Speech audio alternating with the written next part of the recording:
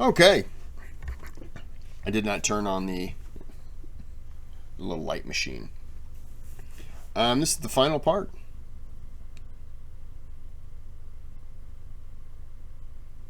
Let's do it. I did have to go back.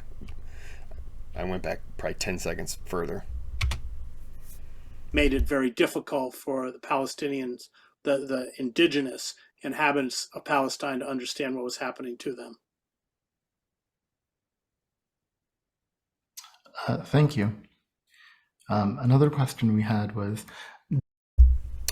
Just offhand, as of right now, it is Saturday, the 29th. Saturday the 9th. It is 1:31 p.m. and I am at 1,997 subscribers. It took me 17 months to get 1,000.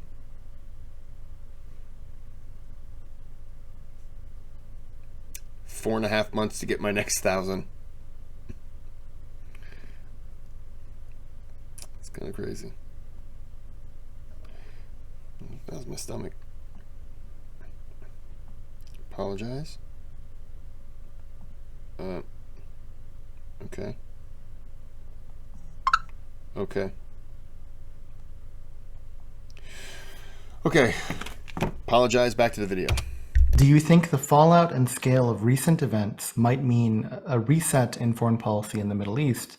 The UK already has made some indications in this direction through the comments of the new Foreign Secretary, former Prime Minister David Cameron. Well, the only way to get a reset is to recalibrate the relationship between Washington and Jerusalem, and I don't see that happening. The power of the Israel lobby is such not only that it funds candidates and is able to exert tremendous control within institutions, universities, the media, and everything else, but of course it uses its resources to destroy those who stand up like Rashida Tlaib and speak out on behalf of Palestinian human rights. Rashida Tlaib. Yeah, that was when I said Ilhan Omar, and then I couldn't think of the other one, and I butchered her name. That was who it was. Just want to go back. I don't know how much Israel is involved in, not the media. I still believe the stereotype is that all Jews run media. I don't agree with that. But he said something about them controlling. Hold on. I want to replay it again so I can comment on it better. Universities, the media, and everything else, but of course, No, it still didn't.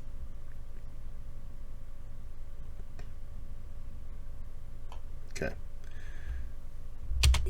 Power of the Israel lobby is such not only that it funds candidates and is able. I can't say they do or don't fund candidates. The state of Israel itself, they might support a candidate, but they're not really going to be able to. They can donate, but they're not going to just fund a candidate. It's not how it works. To exert tremendous control within institutions, universities, the media, and everything else, but of course, I think that's a bit of an exaggeration to say they have that much control. It's my opinion. Of course, it uses its resources to destroy those who stand up like Rashida Tlaib and speak out on behalf of Palestinian human rights and denounce. I agree with that, only because Israel is an ally compared to Palestinians or Palestine. When the U.S. deems Hamas a terrorist organization, Hamas was voted into power by the Palestinians in 2005. Have no, that was a long time ago. They're still in power. There's been no other vote, so they can't really change the power. So American foreign policy doctrine is going to say that that is a terrorist organization, terrorist people. Not all of them, but that's how they look at them. Israel's an ally. Whose side do you think they're going to take? Whose side do you think the politicians are going to take? So when you have someone like her who's going to speak out because she's Muslim, she's, got family in Palestine, she has every right to speak out. People, they're going to attack her. Now, I can't say it's necessarily Jewish-backed people, but I could see Jewish people certainly having a problem with what she says. But I just wanted to kind of count that. Announced the genocide. I mean, AIPAC has just announced that they're spending $100 million to go after Rashid Tlaib and a handful of others who have had the courage to stand up to the. That kind of, to me, goes against. They're going to spend $100 million. Did he say 100 million? 100,000? 100 something dollars to go after her. If that's the case, they're going after her because she said something that they don't like. Again, she has every right to say it. So, to me, if those organizations are trying to shut her down, then I think those organizations should be shut down. Again, I don't want them dictating what someone else can and can't say. In this country, we have that right. And so if they're going after her, then I believe they should be the ones who also get the same punishment that they dish out to her. So if they silence her, then they have to be silenced. What goes around comes around to me. That's just my opinion. These Israeli war crimes and call them out for what they are. So unfortunately, the system itself is one of legalized bribery. And the power of the Israel lobby is not so much that it has a lot of popular support within the Democratic Party. It doesn't, actually.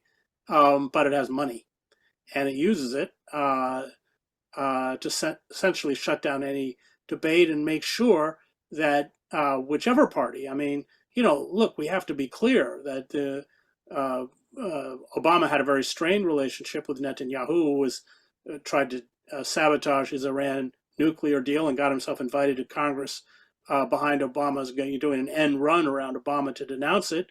When Biden was vice president, he was humiliated by Netanyahu. They called for restraining settlement expansion, and the day he was in Jerusalem, they just expanded it. Netanyahu doesn't care if Biden becomes collateral damage because he gets Trump. Netanyahu gets Trump, and Trump doesn't want Muslims in the country. Not all Muslims, but he wants to boot what he doesn't agree with out. But I want to go back and just quickly counter something.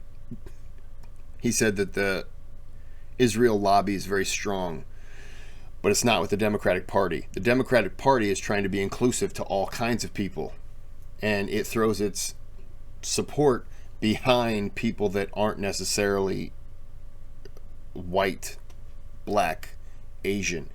It throws its support behind people who might be Muslim, who might be Jewish, who might be might have come up from a poor community, might be an immigrant, or maybe you were born in this country and your family were immigrants.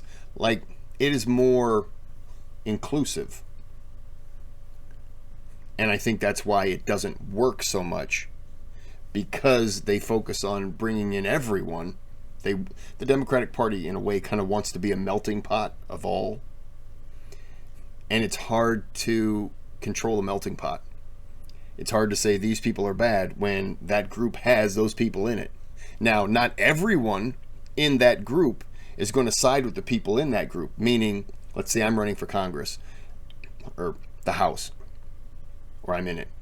I may not agree with something that Tlaib says or Omar says about Israel, but I'm not going to bash them for it. That's their opinion on it. So I lost track of where I was going. Back to the video. In many ways, Biden is kind of hostage to this. I mean, look, he sent his Secretary of State Blinken around the Arab world like an errand. Biden's not hostage to Israel.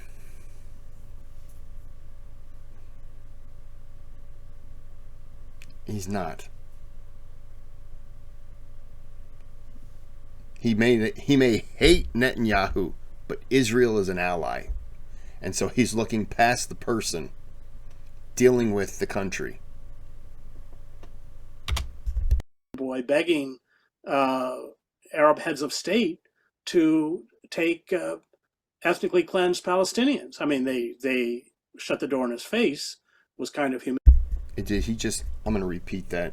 Did he just say that the Blinken is begging Arabs to eliminate? I'm going to rewind it because that's some stupid shit if I just heard it right. You know, in many ways, Biden is kind of hostage to this. I mean, look, he sent his Secretary of State Blinken around the Arab. And that's what you typically do. The president can't always go everywhere, so you'll send your advisors or top people. World like an errand boy begging Arab heads of state to take ethnically cleansed Palestinians. I mean, they shut. That's the stupidest shit I've ever heard. That man right there, Chris Hedges, for that comment, you should be ashamed of yourself. You're saying that the American politician is going to Arab countries and asking them to ethnically cleanse the Palestinian people. And they shut the door in their face. Well, no shit, genius, because it wasn't asked. If you have proof of that, I would love to see it, but that's bullshit, and you're a fucking liar. Back to the door in his face was kind of humiliating. And we know from the latest appropriation. Who's this we know? You just spouted bullshit. Now you're saying we know. Who knows? Because now I don't believe anything you have to say. Because the U.S. asked other Arab countries to kill Palestinians. Let's just think about that for a second. How many of you believe that that's actually true? Exactly. Shut up, stupid. That there's a line item in there for resettlement. So we all know that. Could you point out the document? Could you show some proof? Show your work, please. Now I'm pissed. We're going to have to really. We have to. Re-engineer the entire political system. Oh yeah, and that's that. Now it's the whole political system. These last 16 minutes are going to be very difficult. Oh, this guy really pissed me off with that, because that's bullshit. Basically, what he just said is that the Americans are wanting to commit Holocaust genocide against Muslims, but wants other Arab nations to do that. Who honestly believes that's true? If you believe it, say it. You're wrong. And I'm going to be, that's not my opinion, that's a fact. It's not happening. Never happened. They might have went to other Arab nations and said, could you take in some of the people that were told, like when Israel said, hey, look, we're going to attack this place. If you're innocent, leave. Now, that's not fair for those people to just up and leave. That's totally unfair for them. And that's a shit move by Israel. Because if I'm in that situation, if I'm not having anything to do with it, I'm not leaving. Screw you, Israel. Who are you to tell me to leave? No, I'm not leaving anywhere. And as soon as a missile comes over into my area, yeah, now you better believe I'm pissed. Now I want to fight you. So, just looking at him pissed me off. So, yeah, when Israel told them to leave, yeah, that was wrong. But maybe Blinken was asking the other Arab nations, could you take those people in, keep them safe for the time being? We all know they were asking them to ethnically cleanse everybody. Do we? Stupid. Do we know that? I want to set his hair on fire. That really pissed me off. Oh, that pissed me off. Because I'm a strong supporter of BDS, because like South Africa, once we sever those ties, that's going to create the kind of pressure that's going to force Israel into a settlement they may not want, but one that hopefully will be more equitable to the Palestinians. In order to get a settlement, no one can be 100% happy with the agreement. You have to be 50-50. You have to gain something and lose something. Neither can be more happy than the other, otherwise that side lost. I think also one of the things that just is really ignored in this is just what Eisenhower appropriately called the military-industrial complex, and the amount of money involved, and the kind of need for these conflicts to keep this game going. China had a very small military budget, but because they felt so threatened, they're catching up to the United States. They did not put a lot of their money into their military, but we've got another arms race. And I think also the fiasco in Ukraine, and I know you have been opposed, and I was horrified. I mean, Ukraine was bad enough because the average age of the Ukrainian soldiers is 43. They've massacred a whole generation of Ukrainian young men. And and they knew it all along, that they knew that it was a no-win situation, but bleed Russia.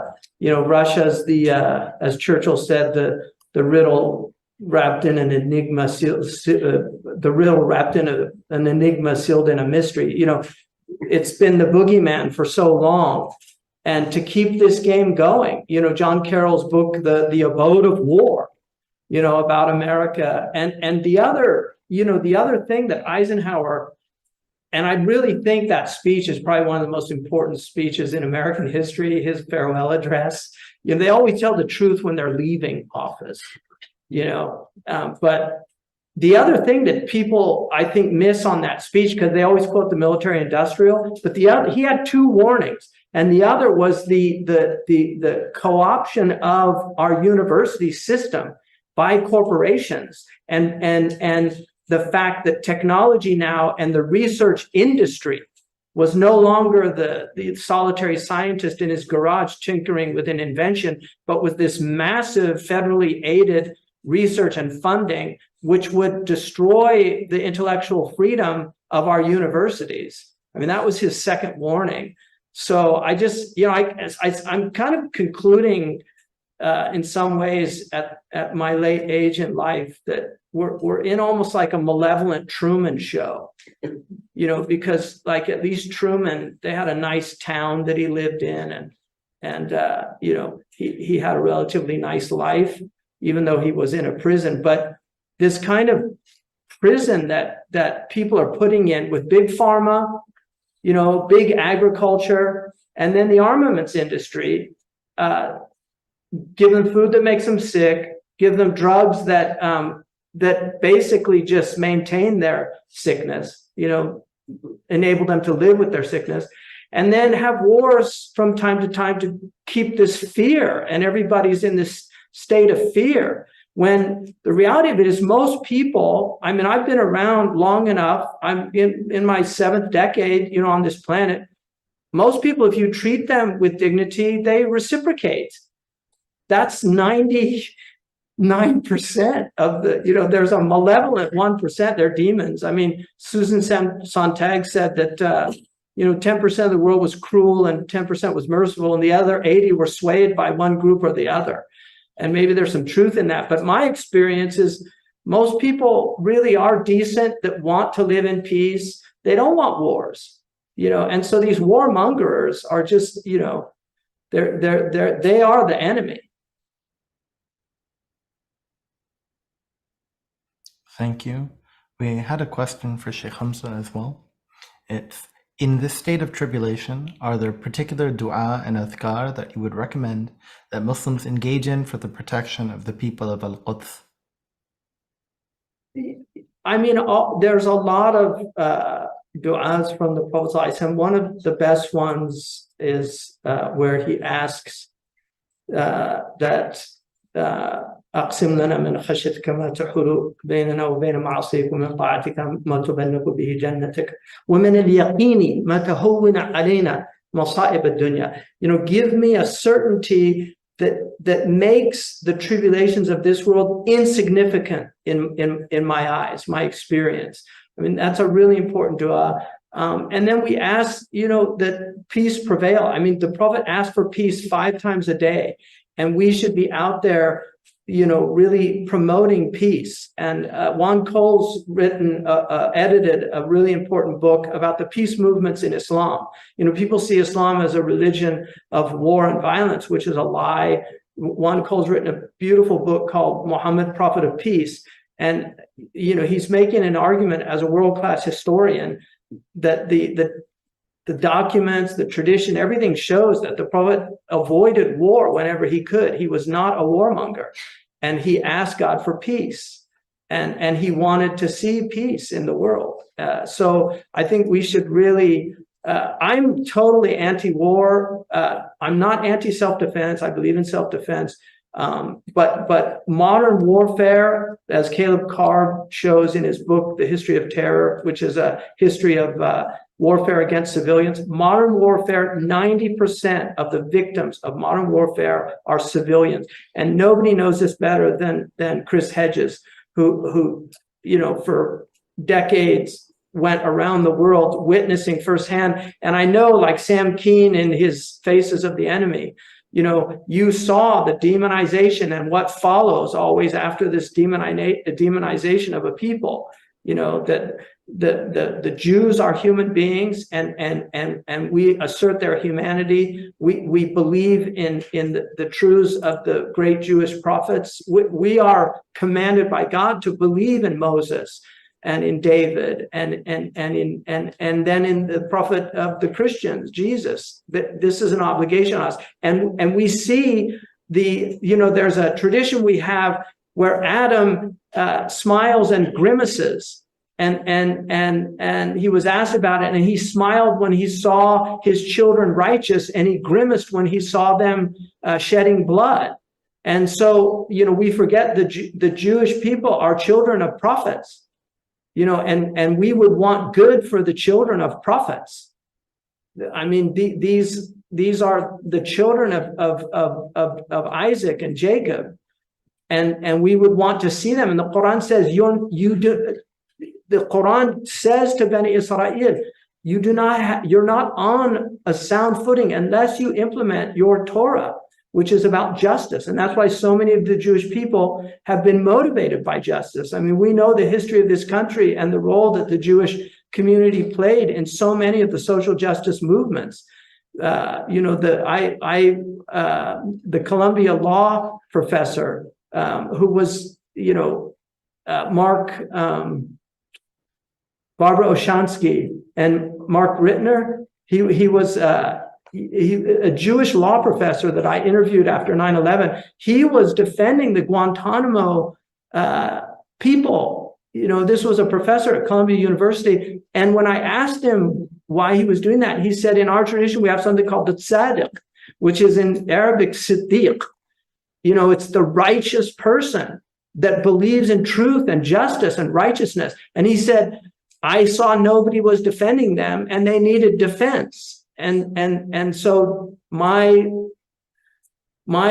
desire to be a tzaddik, to be a truthful person, is what motivated me to do that. And so, we as Muslims, we have to really beware of demonizing, our Jewish brothers and sisters, and recognize that there are many, many people that are on the side of truth and justice. And many of them also are just, they've had a lot of propaganda. They've grown up in environments where they don't know, the whole story. They know part of the story.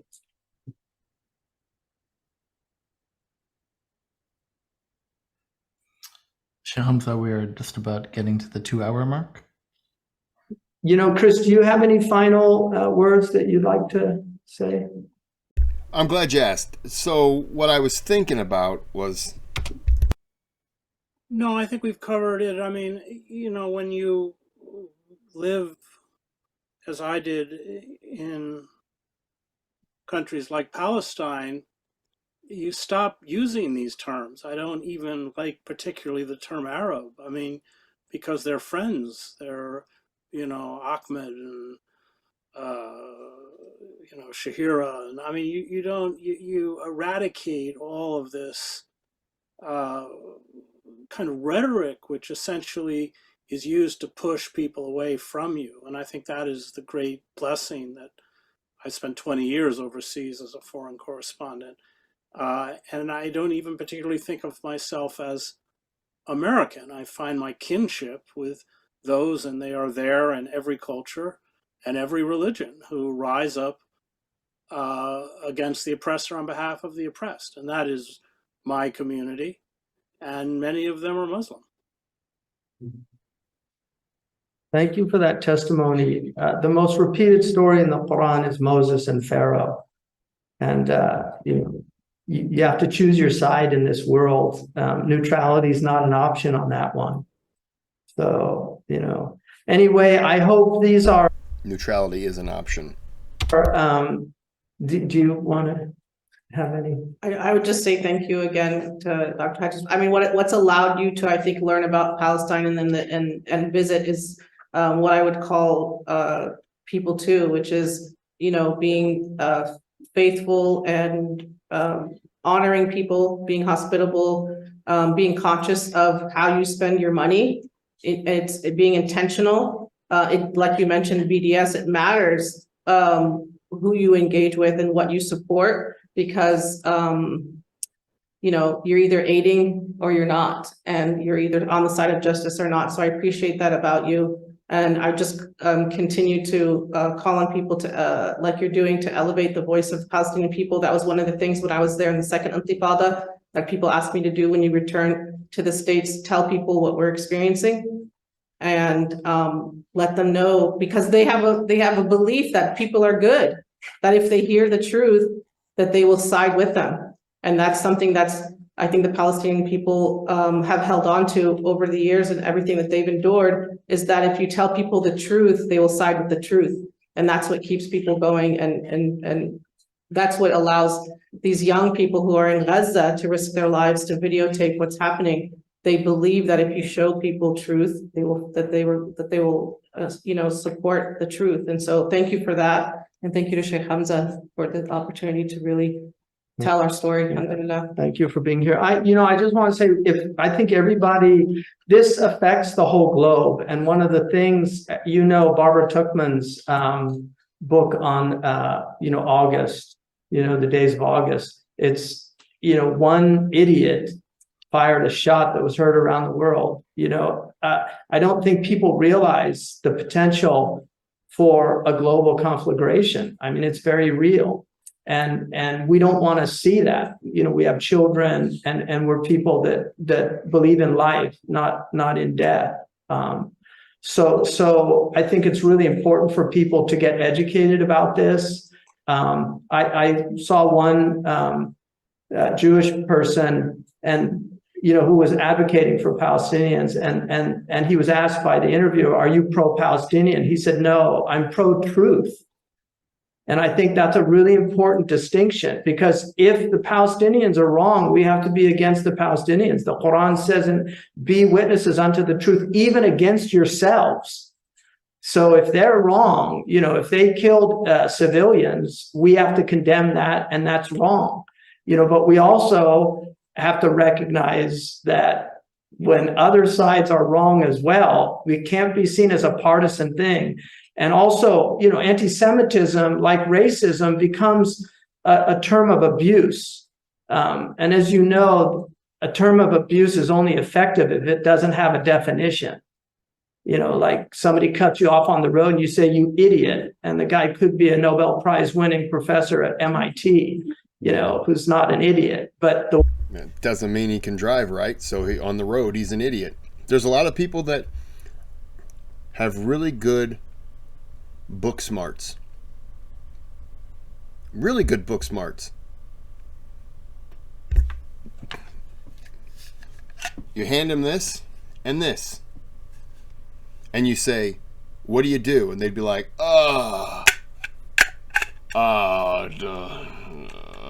Like that? Is that how it goes? Yeah, that's how it goes. Let me take this from you before you kill somebody. Some people, brilliant, can't wash a plate. Some people, brilliant. They'll take an empty soda can and go, what do I do with it? And do I fill it with air and put my hand over the top of it? I don't know how this works. Do I refill it? Just put it up to a faucet? Some people are just brilliant and at the same time stupid. You're talking to one. Mostly stupid. The term works because it doesn't have a definition, and words have meaning. And I know you're somebody committed to that truth also. You know, anti-Semitism should be a real word that means something and should not be glibly thrown around to anybody that has criticisms that are legitimate. Whether that's the problem, though. It is thrown around, even when the target isn't being anti-Semitic. That racist, anti-Semitic, racist, bigot. These are words that are just used to silence the other person. And when you're using them in a way that shouldn't be used, then you're taking away the meaning and the force behind that word. You know, you call somebody a racist because insert whatever stupid reason. They don't believe that women make good drivers. Oh, you mean that black woman over there, you racist? It's not what I said. So when when it gets thrown around so casually, it takes away the meaning. And it's thrown around so often anymore, it doesn't mean anything. And even if it did, if somebody hears it, they're just going to be like, yeah, okay. Like, if somebody called me a racist, I'd just be like, good luck with that. I wouldn't care. It wouldn't mean anything. Because what was said wouldn't have been racist. 1 minute. they be Jewish to be called a self-hating Jew, or whether they be a Muslim or somebody, a Christian or a secularist. You know, it's just really important. But I hope this has, been, I really appreciate you. I know you're really busy and we had to rearrange it. But I really wanted to have you on, Kris. I dedicated my book to you, The Prayer of the Oppressed, because of the work that you've done for the Palestinians. So I don't even know this guy, and he dedicated a book to me because of my work on this channel. This guy's way too nice. So, I mean, I hope these are ironic points of light that flash out wherever the just have changed their messages. So may I, composed of eros and of dust like them, beleaguered by the same negation and despair, just show an affirming flame. So hopefully that's what we're trying to do. Keep that. Thank you, Kris. Yeah. Okay. Really appreciate it. Right.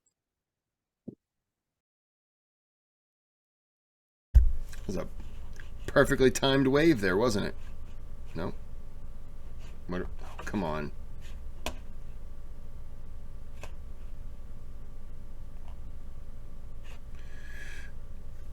Really?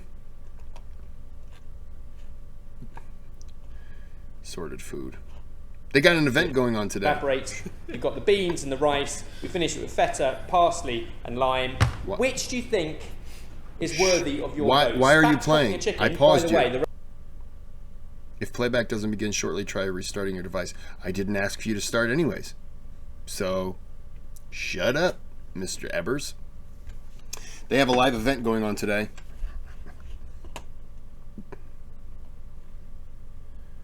For the love of Eve.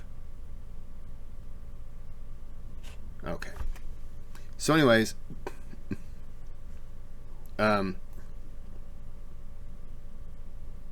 did I not watch this episode? Damn it, now I'm going to have to watch it. Anyways, they got a live event going on today and tomorrow, and I bought my ticket. It started 8 hours ago, and I have not been able to watch any of it. But I'm going to kick it back because I have it for a month, so I'm going to wait until after Christmas. I think the 26th, because I'm off that whole week. So I'm just going to watch, I think, 2 days. It's literally 2 10 to 12 hour days of events. So I'll bundle them all up and watch them then. I don't know why I'm doing the feet drums as I do it. But anyways, none of that matters. So we're going to end this video here. There is a thanks button.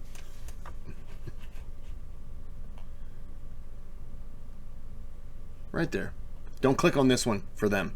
This is them, not me. I got to sneeze. I had to get the demons out of me. So there's a thanks button. You can click it. Donate to the channel. Any amount is appreciated.